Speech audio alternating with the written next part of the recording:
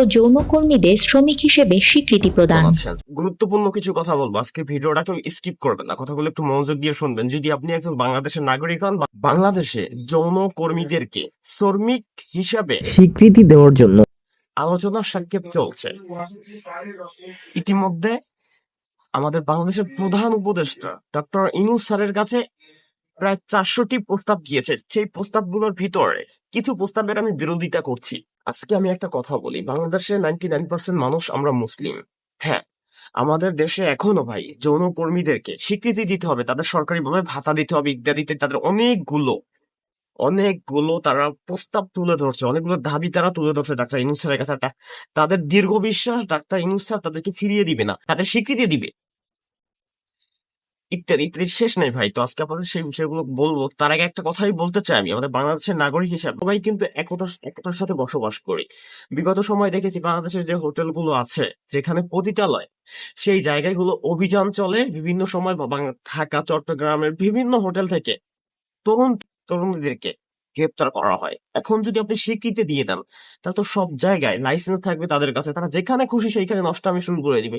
আমি ফোন দিব, হ্যালো আপু, হ্যাঁ আপনি একটু আমার বাসায় আসেন, বাসায় এসে সার্ভিস দিবে যখন আপনি তাদেরকে স্বীকৃতি দিবেন, তাদেরকে লাইসেন্স দিবেন, বৈধতা দিবেন।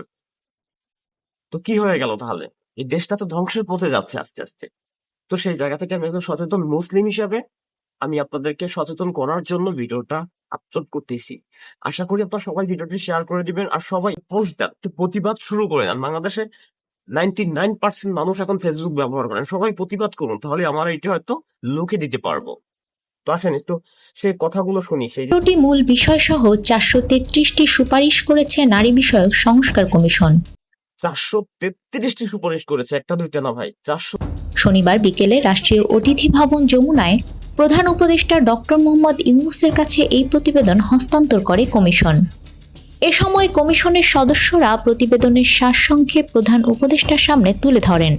সুপারিশগুলোর মধ্যে আছে শ্রম আইনে গৃহকর্মী ও যৌনকর্মীদের শ্রমিক হিসেবে স্বীকৃতি প্রদান। এটি অন্তর্বর্তীকালীন সরকারের সময়ে বাস্তবায়ন করা সম্ভব বলে মনে করে নারী বিষয়ক সংস্কার কমিশন। প্রতিবেদনে একই সময়ে বাস্তবায়ন করার মতো শ্রম খাতে অন্যান্য সুপারিশের মধ্যে আছে সব খাতে 6 মাস বা 24 সপ্তাহ পূর্ণ বেতনে প্রসূতি। আপনারা প্রতিবাদ করেন, আপনাদের প্রতিবাদের সাথে আমরাও আছি, আমরা প্রতিবাদ করব যদি আপনাদের কোনো নারীদের অধিকার নিয়ে হরণ করা হয়। কারণ আপনারাও শ্রম দিচ্ছেন বাংলাদেশের শিল্প খাতে, আপনাদের অধিকারটা কম নেই, আমরা আপনাদেরকে সম্মান করি, শ্রদ্ধা করি। কিন্তু যদি আপনারা অবৈধ কিছু চান, সেটা আমরা পক্ষে কথা বলতে পারি না, সেটা বিরোধিতা আমাদের করতে হবে। প্রসব ও দত্তকজনিত ছুটি নিশ্চিত করা, শ্রম আইনে প্রসূতি কল্যাণ পরিবর্তন করে প্রসূতি অধিকার লেখা এবং গর্ভধারণ থেকে প্রসবোত্তর ছুটিতে থাকাকালীন সময়ে চাকরিচ্যুত নিষিদ্ধ করা সহ প্রয়োজনীয় অন্যান্য সুযোগ সুবিধা অন্তর্ভুক্ত করা। এছাড়া অন্তর্বর্তীকালীন সরকারের আমলে বাস্তবায়ন করার মতো আরও 2টি শ্রম ও কর্মসংস্থান বিষয়ক সুপারিশ হচ্ছে অপ্রাতিষ্ঠানিক খাতে নারীর কাজের স্বীকৃতি দেয়া, গণপরিবহন আইনে সহিংসতা ও যৌন হেনস্থা নিরসনে সুনির্দিষ্ট ধারা অন্তর্ভুক্ত করা এবং তার প্রয়োগ। প্রতিবেদন বিষয়ে আয়োজিত ব্রিফিংয়ে নারী বিষয়ক সংস্কার কমিশনের প্রধান শিরিন পারভীন হক বলেন, আমরা প্রতিবেদনে সব মিলিয়ে 433টি সুপারিশ দিয়েছি।